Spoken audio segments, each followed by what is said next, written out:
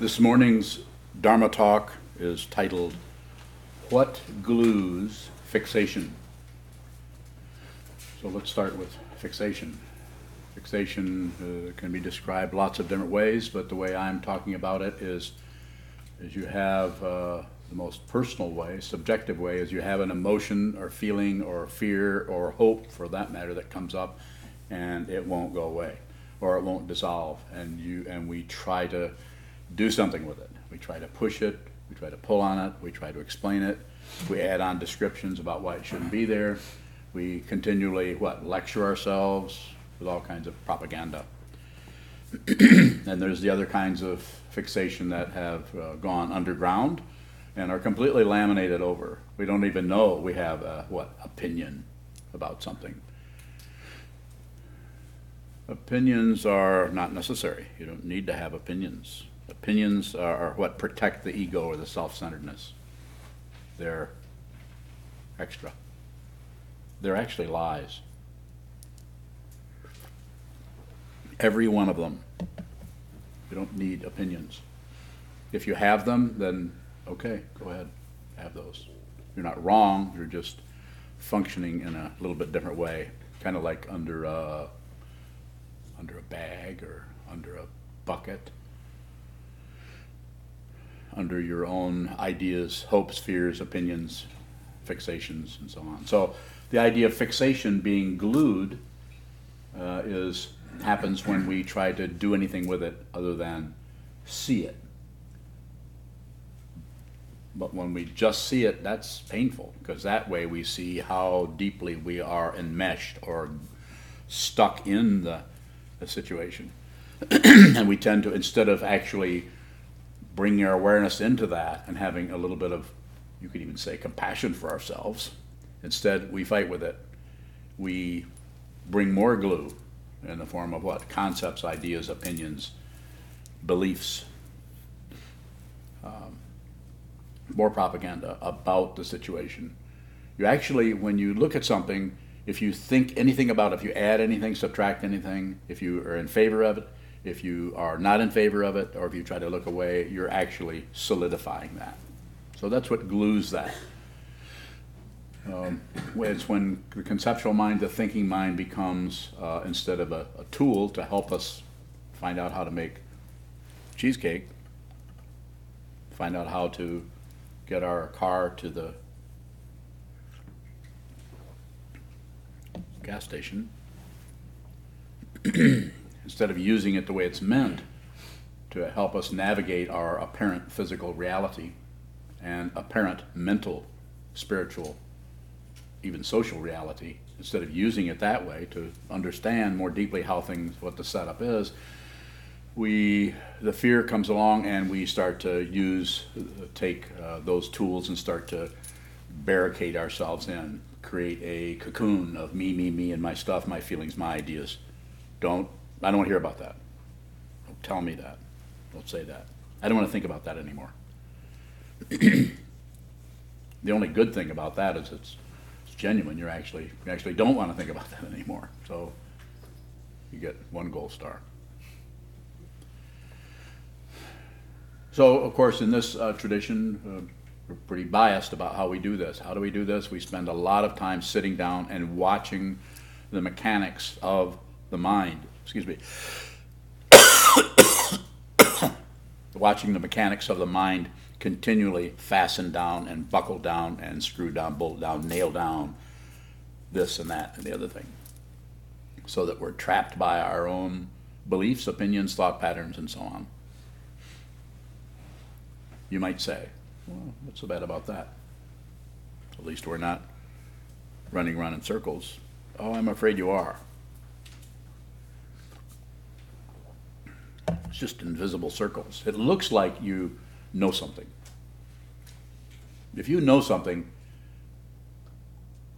how can I say this so it's very succinct? Can anybody define the word succinct? We use it. Nobody wants to take a chance on that? Go ahead, Mr. English. Concise. Can you define the word concise? To the point.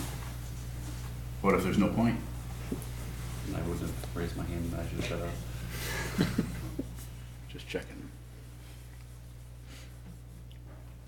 Yes, concise, to the point, succinct. What was I going to say about that? Knowing. Huh? Something about knowing. Yeah, thank you. Yeah. Yeah, because it's succinct, we somehow, there's some kind of attribution that it's true. Because we can be, if you listen to somebody talk who's completely wound up, who's highly, has an IQ and somebody really high, like some people we know here and there, really high IQs.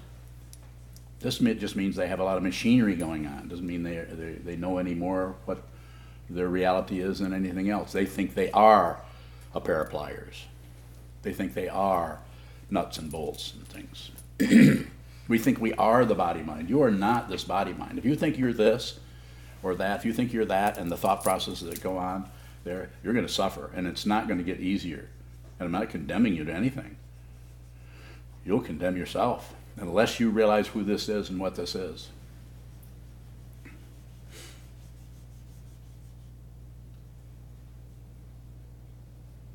So it may sound like a threat, but it's not meant that way. It's meant to say it's meant to encourage you, help you to look at your fundamental life. Look when you leave here tomorrow afternoon at 3, next Thursday at 2 in the morning when you wake up and don't know why. Look at what is that wakes up? Who is that? Who is that person who needs more covers or needs the heat turned up or needs to go to the restroom in the middle of the night? Who is that? It's a very good time to do it because you've been in another realm called the dream realm, and you awaken back into the physical world. Doesn't that seem kind of strange? That a few moments before you awoke, it was a totally different reality for you.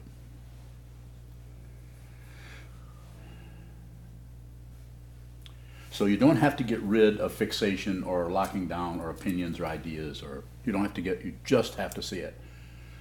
Like in the meditation instruction this morning is, look at the space in which things occur. If you can do it, this might be kind of a tall order, but if you can do it, identify with the space. Space doesn't do anything. Space is completely generous. Just this. If you do enough sitting meditation, you will eventually, your allegiance will begin to change on its own, depending on the causes and conditions that you are fixated on, hanging on to, and insisting on, and are afraid of, and are in favor of, and ignore.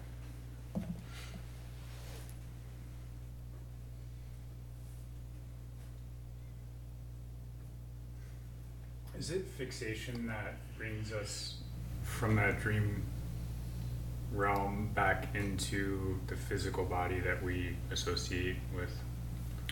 I think there's a dynamic like that going on. I think there's something going on in that area. Are you saying that if that weren't the case, that you would wake up and still be in a dream? Be careful here. It's a test. The whole idea of asleep and awake is just a polarity that as Buddhists, as students of the Buddha's teaching, 2,500 years of this, coming down as a cumulative tradition. It is not a tradition of belief, although there are aspects of schools of Buddhism where there's a lot of heavy assuming that they're right or something. We're not concerned with that.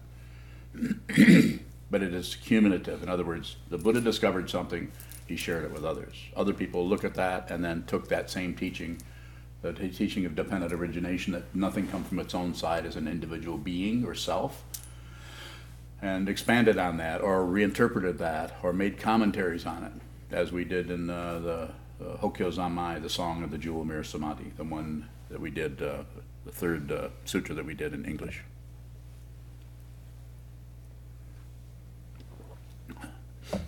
Stone woman gets up dancing. The wooden man begins to sing. Odd kind of images. But those metaphors are meant to help you take that pragmatic mind that wants to nail things down and say, here, nail this down. You can't do it. So it confounds the thinking mind. But it doesn't do anything at all in the awareness. Everything is welcome in a dream. Have you noticed? Or maybe you haven't noticed that. Maybe you've noticed that, wait a minute, I'm dreaming. Wait a minute, this is a dream. This doesn't work. I can't fly. Yeah, you can. You can fly. More about that? Time's up. Go ahead. Can we identify with something without thought? It's probably the only way you can do it. And the other way, you're not really identifying with it so much as you're stuck to it. If you identify with it, then you're the way I sometimes say, and even this is not particularly accurate, but it's a way of thinking about it. When you change your allegiance over from your thought patterns over to the space in which the thoughts occur, you haven't done anything. You haven't abandoned the thoughts. You haven't shoved them away, aggression. You haven't validated them or explained them or elaborated on them, passion. And you haven't turned away from them, particularly ignorance. You just have noticed that there is an aspect to thinking that has to do with space. Once you really understand that, then what arises in space and the space itself, then that stops to being a polarity. It's quite humorous. It's sometimes called a cosmic joke. We think that we're separate beings. You don't have to laugh. More? How does that identification with the space occur? By continuing to look, this is why we do the sitting practice of meditation. That's why it can't really be a hobby. Well, sure, it can be a hobby. You can meditate as a hobby. It can be something that calms you down. Of course, if you sit still and hold still and don't do much, you're probably going to calm down. But it's just a relative situation that's happening. But the ultimate situation that comes about is if you're endeavoring to see what's coming and going and coming and going. You're not trying to maintain a meditator. Not necessarily, not that you can't watch your breath come and go, but you're not fixated. You're not fastening on anything. You're not validating the out breath. Not validating, labeling, thinking, returning. You're not trying to establish some kind of a one who meditates, but you're just watching. Then, depending on the causes and conditions that arise in your particular mind, sensorium, you'll start to notice something about the arising, the coming and going of things. It starts out as texture, the space between things, and then eventually it becomes, they start to flip so that the space becomes the object and the object becomes a space. You seen that yet? Not a test. And I don't mean everyone is going to have that experience, but something along that line where you begin to see that the very polarity that you've been buying into your whole life, the simple one is right and wrong. This is extra. Right and wrong, the concepts of right and wrong do not help.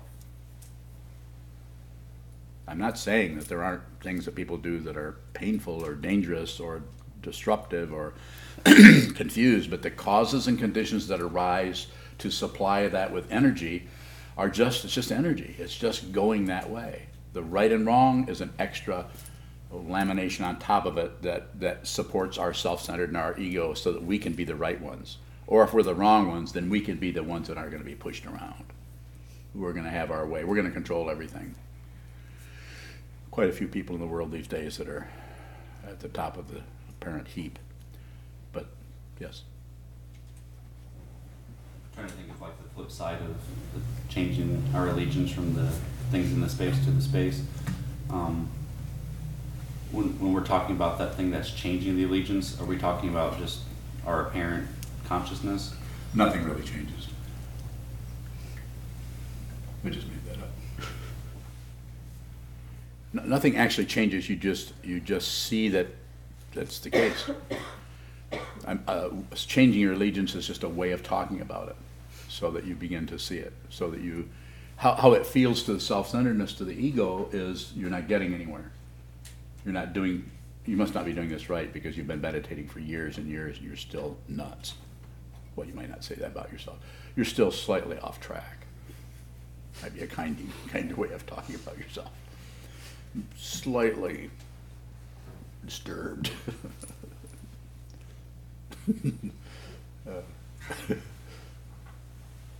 So what you do is you actually see that disturbed and not disturbed are not separate. You actually begin to see it in your own heart mind. Not thinking about it, not even feeling it. It's not a feeling. Feelings come and go. Thoughts come and go. Who you are doesn't do anything. Find that. Find out the nature of when you start to want to do that, or you start to not want to do that, or want to forget about something. Find out who's doing that. How do you do that? Sit down, look at your mind. You don't have to believe in anything. You don't have to disbelieve in anything.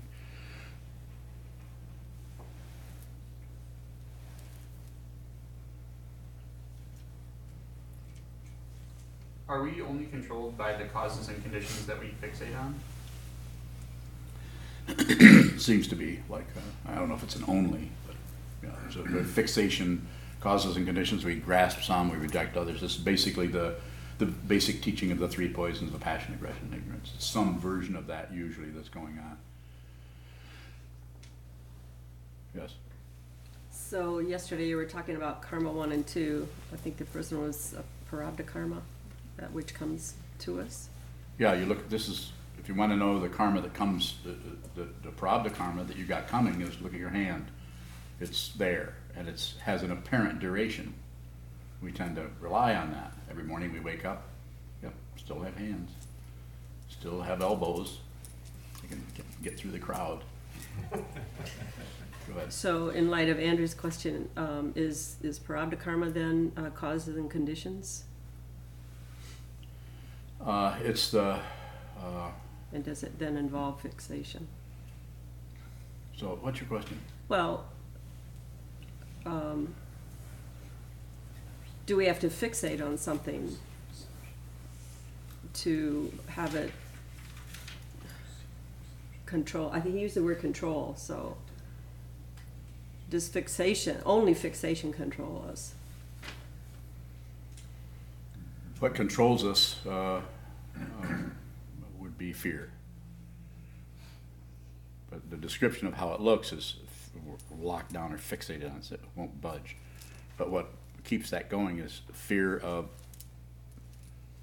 that not being there, of being unprotected, of the open dimension, spaciousness, of not having a reference point. We use the fixation as it gives us a temporary artificial safety net, stability, at least I know this. We do it with everything. We do it with politics. We do it with our families, with our relationships. More?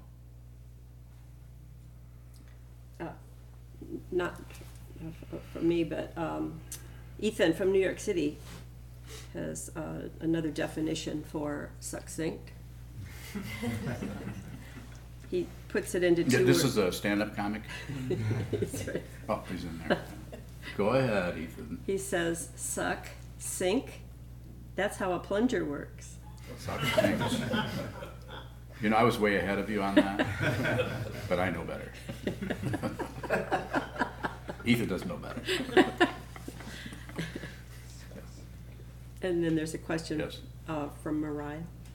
I believe she's in Texas. Mariah? Okay. She asks, can you elaborate on the word that you used, sensorium? Just the whole, I might even be incorrect, but the whole complex of smell, taste, touch, hearing, everything that is coming through the six sense fields looks like six different things. But it's as a matrix, they overlap and underlap each other all the time. You can actually, some of the words, even like the word texture, there's texture in music, there's texture in sound, there's texture in food, there's texture in carpeting, there's all of the senses. You can use that word in a certain kind of way that resonates. So you can see there's an overlap there. Sheldon. So fixation seems to be the same thing that the second noble truth talks about. What's the second noble truth? The cause of suffering. The cause of suffering is attachment. Is what? Attachment. Wanting things to be different than they are.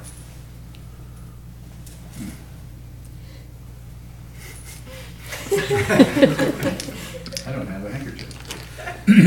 Yes, wanting things to be different than they are. It's a question. Can you elaborate on that? Can you? Well, however things are, we want something else. It's very simple. We can experience it all the time. Sometimes it shows up as boredom. We want some kind of entertainment, even on just a low level of entertainment, something going on all the time, because the open, spacious quality is not supportive to our self-centeredness, our ego. And so we need something. This is why we have constant chatter. This is why when you sit down in front of the wall and look at it, you'll notice that. You'll notice that you really want something else. You don't want to be there in front of that situation.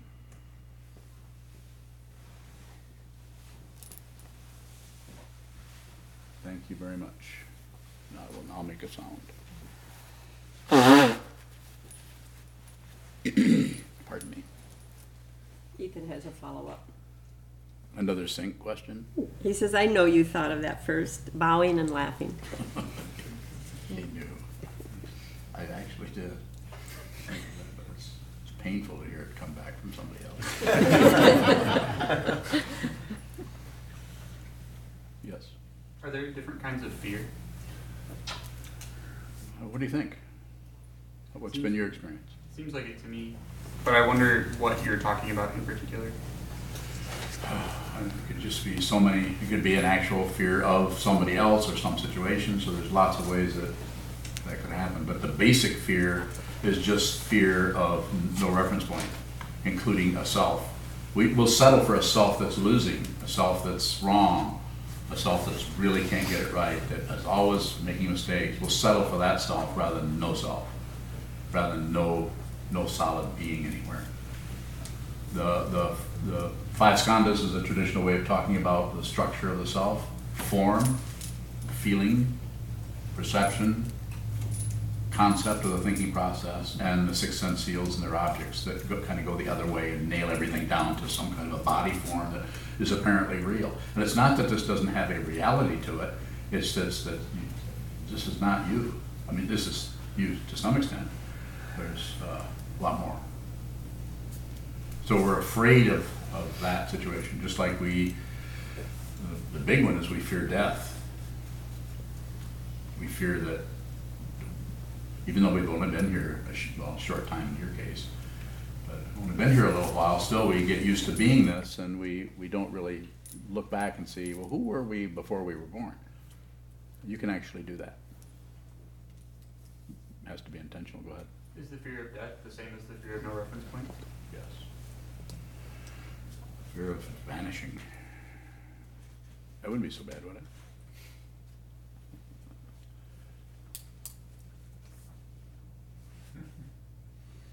Shoto. Thinking about the second noble truth, I'm wondering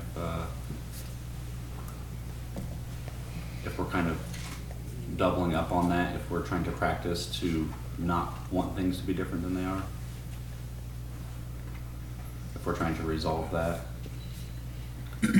What specifically? What's the question? More specifically? Does the want for things to be different ever go away? May or may not. It's not about anything going away, including the self-centeredness, the ego, or the narcissistic part of the consciousness. It doesn't have to go away. That it may just not be as obvious, but it's seeing that it is unreal, insubstantial, transparent, without any density to it, without any solidity to it. It's just a collection of stuff. That's why the five skandhas, the word skandha in Sanskrit, I believe, right, recall, is a word for heap or pile of things. The five heaps: form, feeling, perception, concept, consciousness. Sometimes translated as form, feeling, perception, memory, and consciousness.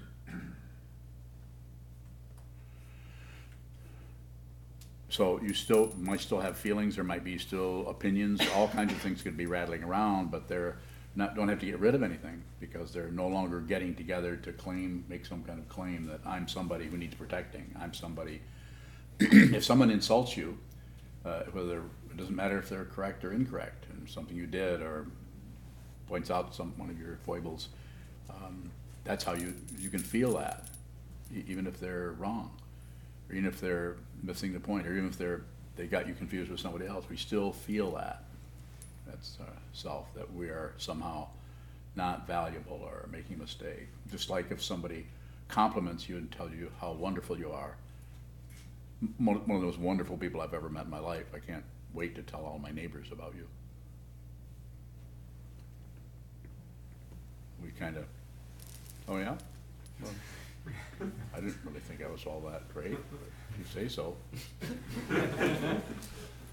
You know, we all have a little bit of that going on. I certainly have, probably more than everyone here.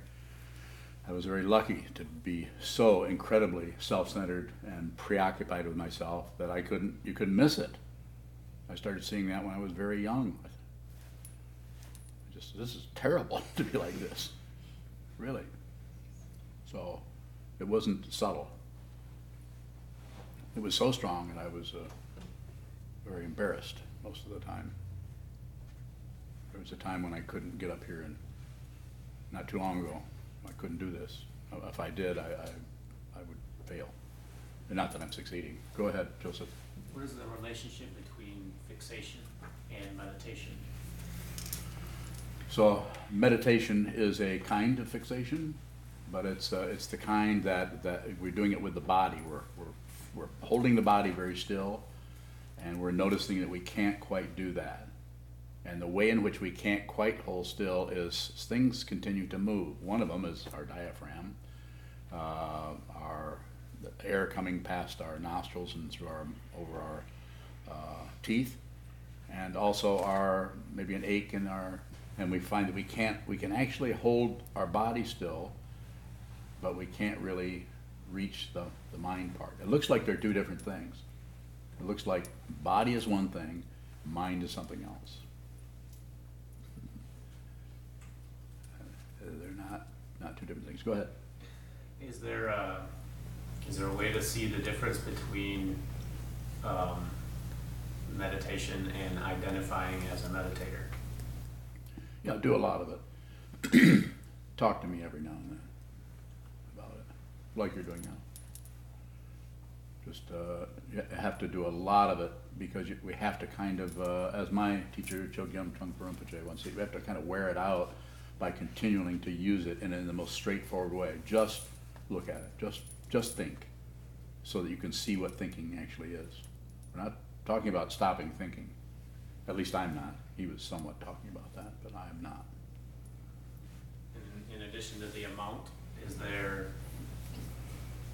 Yes. Does will come into this? Here's what's important: is do something that is possible to do and succeed. It is possible to hold very still.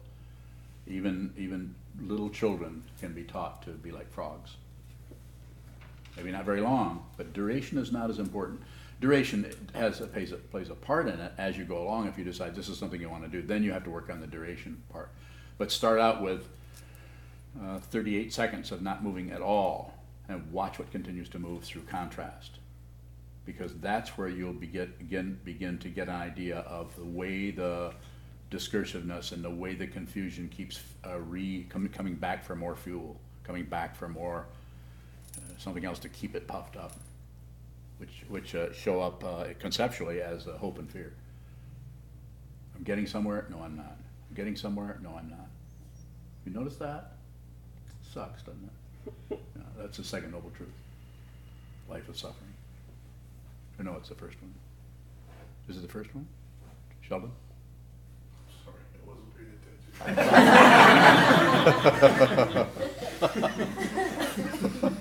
I like that response. Anybody else? Not paying attention? Let's see. I don't think Juncho's only yawned once so far. Was it once? I don't think I'm young yet. Wasn't that one? Maybe that was last night. Okay. Shoto. Do our concepts fixate onto us too? Pardon me? Do our concepts and thoughts fixate onto Yeah. us?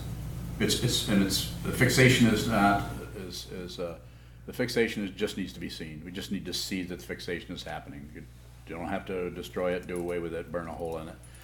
You don't have to start doing deity yoga necessarily. You might want to, but I don't think it's necessary. The tantric practitioners, the Tibetan lamas would disagree with that. That's okay, they can do that. My understanding from doing this for a while is just sit down, hold still, and watch the way you keep adding to your own craziness.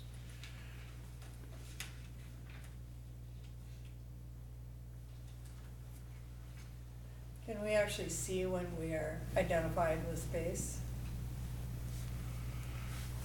You might not see it as a concept to say, I think I was identified with space there for about 15 minutes. Then it went away and I filled it up full of a bunch of imaginations about how great I am. You probably wouldn't do that though. You might do the opposite. So what you would notice is that you have less and less of a reference point, and you're not too concerned with that.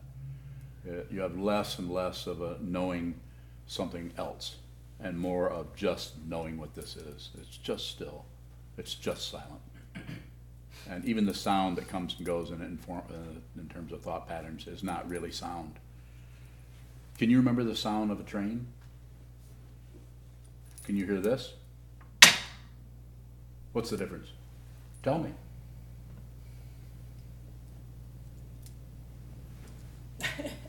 Tell me. But there isn't any. Yes, Yeah. there is. This is not a train whistle. But they're both not happening anymore, so. Well, no matter what you would have said, I would have said the opposite.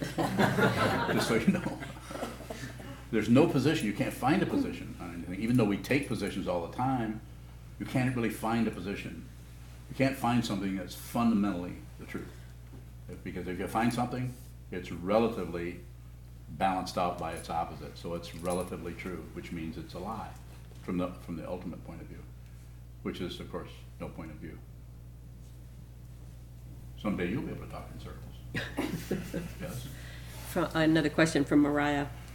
Yes. She asks, if there's no self or identification with an idea of self, where does a direction to move forward in life come from? From situations. From your situations, from who you're with, from the weather, from causes and conditions that are rising and changing around you all the time, especially the people that are close to you. So less self-centeredness, more other-centered. Take care of people.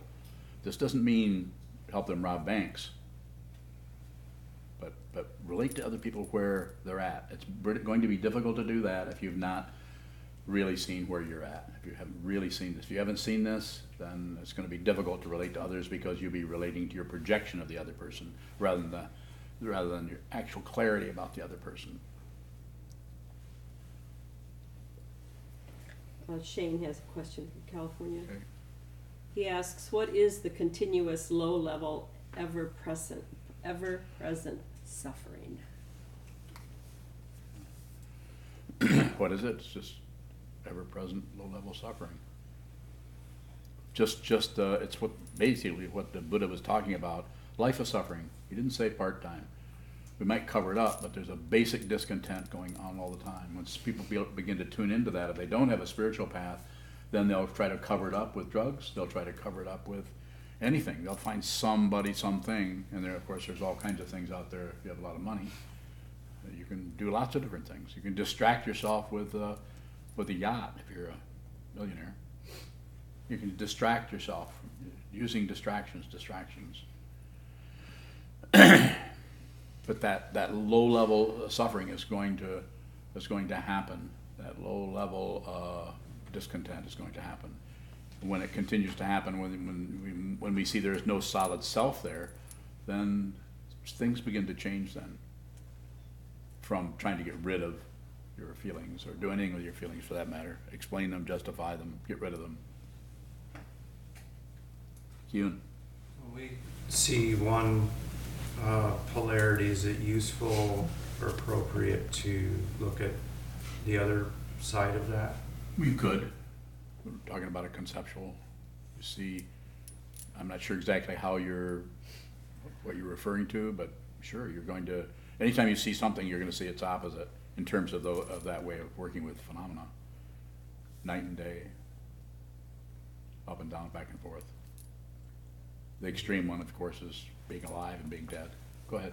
So is it useful to switch back and forth between those? Between one polarity and another? I don't know. And I can't respond to that because I'm not sure exactly what you're up to. Is it useful to switch back and forth between those? I mean, does that kind of put me ahead of the game? Is that what you're saying?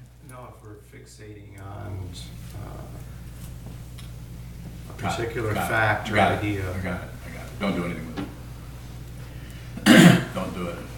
Don't try to stop fixating. Well, my teacher would call that spiritual materialism. Trying to be what? Somebody else, something else, do something better, improve. Quite often, a lot of the mindfulness, not all of them, but quite often a lot of the mindfulness approaches, training people to meditate and so on, is about feeling good, feeling better. And it's good. It's good to do that, but it can be much deeper than that. A little bit of that is okay, but kind of marketing it and selling it and making promises like some people do is disrespectful to people. It's disrespectful to take a group of, 400,000 or 500,000 people and tell them, well, do this and you'll feel this way. Because people are susceptible to that. They're susceptible to advertising.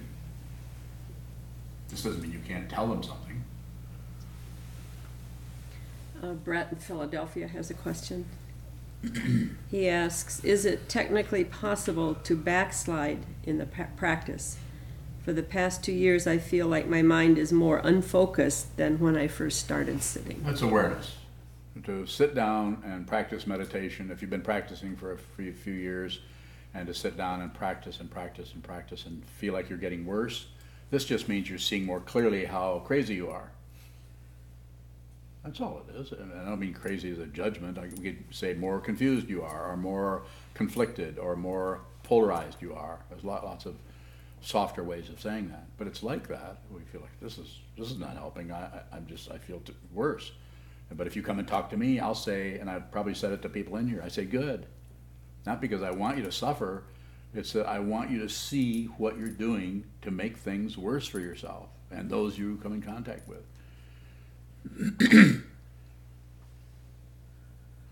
So in Brett, in your case, meditate more. Do as I talk about block sitting, 4 hours a block. Hit the bell, sit down, stay there for 4 hours. Hit the bell, get back up.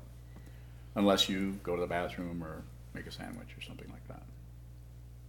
But sit down and give yourself a large dose of doing nothing so you can watch the movement that is happening all the time in your mind that we, all of us, are able to shut out. Pretend is not there. Huge gaps. You can't. The interesting thing about a gap is you don't know you're having them. Like big blind spots in your life. Like what happened last Tuesday between 3 and 4 o'clock? Tell me. Can't do that. That shows it's a way of saying it's very difficult to keep track of anything. Very difficult to keep track of what's actually occurred. Not that some people aren't maybe better than others, but it's not about changing into something else. It's about being completely genuine. And this might mean you're going to have to go through some passages that are pretty raw and pretty rough, especially if you've been shutting them out for not only this lifetime, but what appears as other lifetimes. Sheldon. Can you say more about how fixation is a manifestation of ignorance? Yes. So the fixation, to use an example, is this is moving around. It's going this way. We're able to see, we're aware of what this is. We're looking at it, but this is fixation. So we're ignoring you get to be very literal about the image or metaphor, we're ignoring the very areas that are being shut off by our hanging on to it. These are concepts. I like it. It shouldn't be happening. I don't deserve this. This wouldn't be happening if she hadn't said, they hadn't done, or if I hadn't been treated like such and such when I was a child. You know, sometimes we validate something so much that, I mean, if somebody came along and say, hey, by the way, I can help you here, sure, you can unzip this and let all those demons out. You say, no thanks, leave them right in there, they're fine right there. I don't want to know about that. More?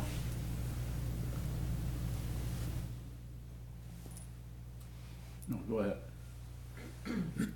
Regarding fixation, a story of an experience I had that was memorable, seemingly minor, but I was in the car listening to the radio, and it was a song that I liked, and I remembered something coming up in consciousness that was disagreeable, and then the next thing I noticed is I changed the station, and it seemed like the changing of the station was to get out of the discomfort of what was going on. So, and I don't even remember what it was, but it seems like a lot of times we probably do that. So if the avenue of getting out of it seems completely unrelated and there's no awareness, how can you stay with the original thing? You don't have to stay with it. You're trying to stay with something is a misunderstanding, and it's just a sophisticated form of fixation. If you actually find your mind in a state where you can't fixate or attach to anything, whatever is left of the self-centered mind will be terrified. The only way that the self-centered mind won't be terrified is when it is not concerned at all with what happens next. We're not saying that you're going to stick your hand on a fire. I don't care what happens next. You know, I'm going to jump in a bucket of water and drown. Well, that might be hard to do. You know, I'm not talking about that kind of flippant kind of idea, about actually being with everything, and you can even say welcoming, being and not the idea, not the aggressive kind of a flippant idea, yeah, bring it on, that kind of thing. I don't mean that kind of macho thing. I'm saying something that's very, very soft and open, kind of like a hug. Not all of them. Some hugs are not so good, so be careful of gorillas. Yeah. Kevin. A little while ago you mentioned that through sitting practice we can see the way we cause trouble for others. If we see that in sitting practice and then cause trouble for others in our lives subsequently, and yet we're not supposed to correct, what do we do with that insight? So there's lots of ways that could show up, but I would say, you've heard me say many times, less is better. Don't do anything. Be with whoever the person is that you're speaking of, be with them, but don't do anything with it. But just try to put everything insofar as you can on receive. This doesn't mean that you have to interrogate them, but try to receive what's happening with them, so that it's almost like they don't even know you're doing that. You don't get a credential for, oh, you're so receptive today. You're not running your mouth like you were yesterday, or correcting me, or evaluating me, or helping. You're not giving me the kind of help that I didn't give you permission to give me. So not easy to do that, because the way that may feel is you might see very vividly the way the person is not only creating problems for themselves, but it's really difficult for you to even be around because of that, the machinations of passion, aggression, and ignorance. So you're there. But this is where the idea of in Buddhism, the Mahayana path of bodhicitta, the heart, the inspiration to be with all things. It's not the actual Buddhahood. That might take a while to really see that it's already the case. But the bodhicitta is where you're starting to change your allegiance again from protecting yourself and your ideas and your insights into how crazy that person is. Those are misunderstandings. It's not that they aren't relatively correct, but they're misunderstandings in that the hidden imputation is that there's two different beings in that room. And we are reifying it by we're the one who is aware how confused they are. Follow me? Only to, not to be corrected. You don't have to ever be different than that. In fact, in fiction, if you never change anything, if you just become more and more and more aware, because you haven't got rid of your neurosis, you haven't gotten rid of your anger, you haven't got rid of anything, then you're able to meet everybody where they're at because you're not different from them. You're not different from the very people that are confused or at war with themselves or with each other. Yeah. Is meeting someone where they're at, is that any more than just being giving space and just being receiving when you're with someone? The relative word I use. More than that? Go ahead. I say, is there more than so that? The relative word I use is to observe would be to watch what's happening, and the other relative word I use is receive, which means that something is moving towards you, whatever it may be. Just receive that. Just allow that to come into your experience, your awareness, without doing it, without adding anything to it, no comment. Even though it's automatically being commented by the judging mind of being wrong, being incorrect, being unclear. Do nothing with that. Don't cover up the very understanding that is being supplied to you in the form of confusion. The Buddha did not awaken to, as I say, rainbows and unicorns. He didn't awake to happiness. He awoke to suffering. He awoke to delusion. When delusion and suffering begin to arise in your mind, just observe. That's what the Buddha saw. He didn't polish it over with some kind of nice stuff. Yes. Kind of thinking about Shane's question, and sometimes you talk about if we can pull the label away from something like depression or anxiety to see what's behind it. Is the thing that's behind the word like depression just a more honest look at what's there?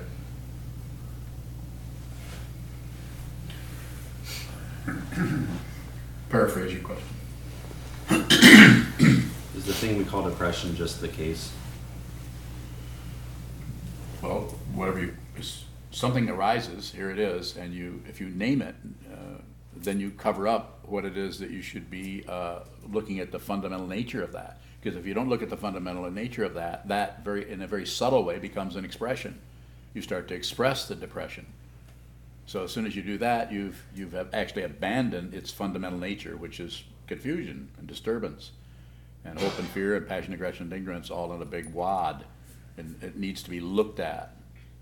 When I say that, we need to look at the nature of that, and if we do anything with it, starting with naming it. Now, I'm not saying you can't have a touchstone there that would be naming, but watch the way we tend to use that to fixate on it. It's like we want to be depressed, because at least we know what it is. So we settle for an idea about how we feel rather than how we feel, because how we feel can be terrible. It can be really, really painful and terrible and uncomfortable in the extreme. And so, how can that underlying discomfort be the great perfection? Because it's not separate. Because nothing is separate from anything else. That's why you're talking about the Dzogchen teachings of the great perfection, which Longchenpa talks about. Like he says, you don't have to meditate, you don't have to, of course he meditated, but you don't have to do anything, you can just see it. But if you can't see it, you might have to look at the way you can't see it for a while, which is meditation. Meditation is just looking at the way looking at the blockages between you and the ultimate reality, which is your Buddha nature. Kevin. In book study of Longchenpa the other day, when talking about fixation, the teacher Bruce, when asked how do we work with that, he said Longchenpa would say, well, just let go. In the example that Kozan gave, where we can fixate in some memory about a song, I've had the experience of kind of going into that neighborhood, but then just being like, this is absurd, or just sort of like, Is that an example of ignorance? Ignorance. Yes. You'll never hear me say let go of anything. Bruce can teach however he wants. He's invited here to teach. He's a very intelligent, knowledgeable person. You should you should ask him questions, but and it's not, I'm not correcting him, he's just working with it in a different way. But you don't have to let go of anything. Letting go of something is a subtle form of ignoring. It's your life. Don't miss your life by letting go of something that is hammering at the door. Open the door. It's a Dharma gate. So at the same time, don't lecture yourself. It's okay. I shouldn't let go. I should just. You can do it with the texture. You don't have to do it with the thought patterns. Go ahead. When we find ourselves going into some avenue of memory, like that beautiful summer or when we were young and that painfulness, do we just keep going in that direction until it shifts into space, or what do we do with that? What are you doing right now? I was talking to you. I knew that. But what are you doing when not? You're asking me a question about a particular kind of thing. How are you working with that now? Well, I would say I still have this sort of shamatha training of calling it thinking and then trying to come back into some space in which this situation's arising, feeling that to like go into the memory is going to kick up these secondary, tertiary feelings which are confusing. Yeah. So now ask your question. Well, what do I do? What do I do? Just watch what moves. I also studied and taught shamatha vipassana meditation for decades. My question is, how do I not let go without embellishing? All you have to do is watch it. You don't have to stop embellishing. You don't have to let go, not let go. Just watch the natural order of your, call it order, or the functioning, or the qualities of your confusion. Watch the way, everyone here has a different way of avoiding who they are, of avoiding your Buddha nature. And so this is why the awareness practice is so important, and it's taken me a long time to understand that this is a way that it could be taught, that there are people ready to hear this. Just observe. Just watch what's happening. And this is very similar to not meditating. All you're really doing is, I've even said you can call it pineapples. I used to meditate, but now I just do pineapples. Well, what is that like? Well, you just sit down, hold really still, and watch what moves. That sounds like meditating. No, that's not meditating. This is more like a fruit. Just don't call it meth. Huh? Don't call it No, meth. don't call it I used to nothing. meditate, now I just do meth. That sounds like a tantra teaching. Working with negativity in a positive way, of course. So I would just say, generally speaking, and even specifically, probably less is better. The thing we need to do a lot of is holding very still, so we can watch the confusion that keeps rumbling around, and don't interfere with it. It's like watching fish in a pond. You know, you don't have to stop the fish. You just have to be aware that they're there. Just aware that they're moving. No agenda about fish or about clouds or anything, or no agenda about your mind. It's like that kind of. The kind of word that's coming up for me now is one that's been used even in ancient times as dispassion. It doesn't mean you don't have feelings and emotions. It just means that the attachment to wanting things to be different is gone, and therefore one can actually feel much more deeply, because we're not prejudiced about what should be or shouldn't be.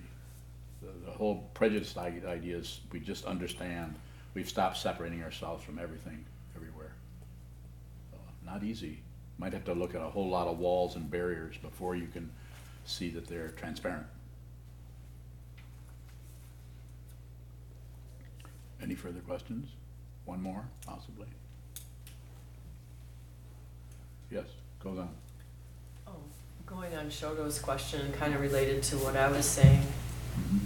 If you say it's depression, or it's whatever was discomforting when I was watching or listening to the radio, and then you call it something, or you change the station, you said that's ignoring the original thing. So can you go back to that original thing? Probably not. So you're endeavoring not to do it, but when you do it, you can't go back. Yeah, just be in this situation that you've added to. It's not about stopping. It's not about doing something right. Right or wrong is just extra. You know, it's about just seeing what's happening without any kind of attributing any kind of persona or some kind of identity. Just noticing that happening. So there's nothing to correct.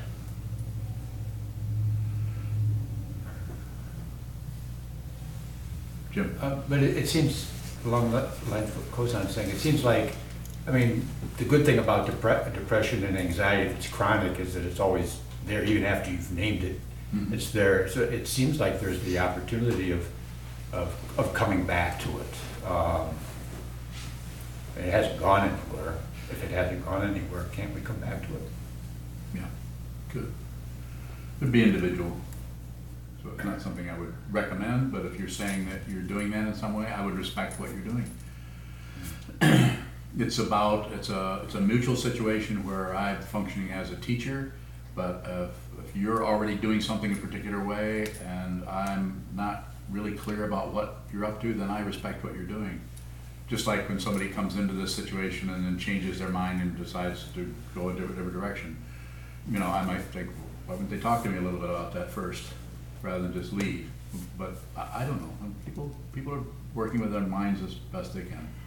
So when they go another direction, I might have recommended something else, rather than, you know, just something about not wanting to talk to me about it is somewhat telling. They don't really want to have a conversation. They just want to do what they want to do. So as far as going back into depression or back into that, I'd say that could happen if you have a really clear idea that you're not avoiding anything. If you're really clear that you're able to go back into that and look at it and come back out and not avoiding. Go ahead. Well, it's just like the label falls away mostly, and what it was labeling is still present to be experienced, I guess. Okay, I'll go with it. Yeah. That works. Anything else? Very good, thank you so much. Announcement?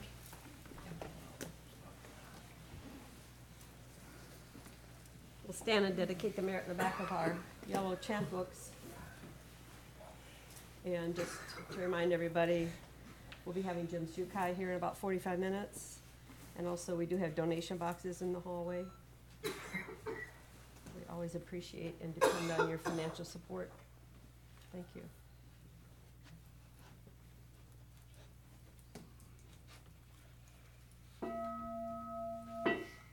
May the merit of this penetrate into all places, so that we and every sentient being together can realize the Buddha's way. Jio san shi hu shi son mu sa moko sa moko jahoromi. The 10 directions, the 3 worlds, all Buddhas, all venerable ones, Bodhisattvas, Mahasattvas, the great Prajna, Paramita.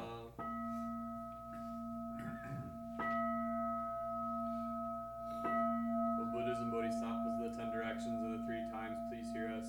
Please come down out of the light and protect Sokukoji Buddhist Temple Monastery, our Sangha, families, friends, and visitors. Heal everyone who is unhappy, sick, or suffering, and fill them with light.